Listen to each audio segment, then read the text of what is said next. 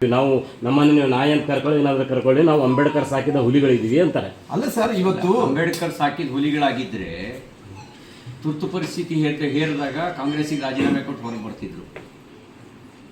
ಸಂವಿಧಾನ ಅಪಾಯದಲ್ಲಿದ್ದಿದ್ದು ತುರ್ತು ಪರಿಸ್ಥಿತಿ ಹೇರಿದಾಗ. ಅಂಬೇಡ್ಕರ್ ಬಗ್ಗೆ ನಿಜವಾಗ್ಲೂ ಇವರಿಗೆ ಪ್ರಾಮಾಣಿಕ ಅಭಿಮಾನ ಇದ್ದಿದ್ರೆ ಕಾಂಗ್ರೆಸ್ ಒಂದು ಉರಿಯುವ ಮನೆ ಅಲ್ಲೋದು ಸುಟ್ಟು ಬೂದಿಯಾಗುತ್ತೀರಿ ಅಂತ ಅಂಬೇಡ್ಕರ್ ಹೇಳಿದ್ದು. ಅಂಬೇಡ್ಕರ್ ಸಾಕಿದ ನಾಯಿಗಳು ಯಾರು ಕಾಂಗ್ರೆಸ್ ಕಡೆ ತಲೆನೂ ಹಾಕಲ್ಲ. ಅಂಬೇಡ್ಕರ್ ಸಾಕಿದ ನಾಯಿಗಳು ಯಾರು ಕಾಂಗ್ರೆಸ್ ಕಡೆ ತಲೆನೂ ಹಾಕಲ್ಲ. ಅಂಬೇಡ್ಕರ್ ಸಾಕಿದ ನಾಯಿಗಳು ಯಾರು ಕಾಂಗ್ರೆಸ್ ಕಡೆ ತಲೆನೂ ಹಾಕಲ್ಲ. ಅಂಬೇಡ್ಕರ್ ಸಾಕಿದ ನಾಯಿಗಳು ಯಾರು ಕಾಂಗ್ರೆಸ್ ಕಡೆ ತಲೆನೂ ಹಾಕಲ್ಲ. ಅಂಬೇಡ್ಕರ್ ಸಾಕಿದ ನಾಯಿಗಳು ಯಾರು ಕಾಂಗ್ರೆಸ್ ಕಡೆ ತಲೆನೂ ಹಾಕಲ್ಲ.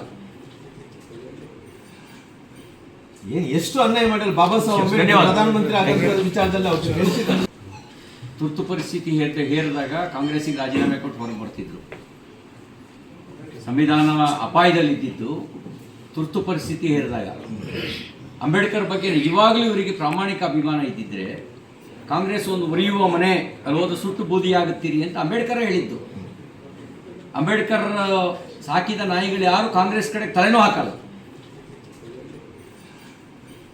ಏನು ಎಷ್ಟು ಅನ್ಯಾಯ ಮಾಡಿಲ್ಲ ಬಾಬಾ ಸಾಹೇಬ್ ಅಂಬೇಡ್ಕರ್ ಪ್ರಧಾನಮಂತ್ರಿ ಆಗಿರೋ ವಿಚಾರದಲ್ಲಿ ಅವರು ತಿಳಿಸಿದ್ದಾರೆ.